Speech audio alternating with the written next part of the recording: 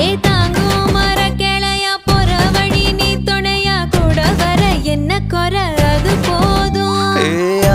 மரத்து மேல கூவுற ஒரு குயிலா வீட்டுக்குள்ள கூடு கட்டு அது போதும்.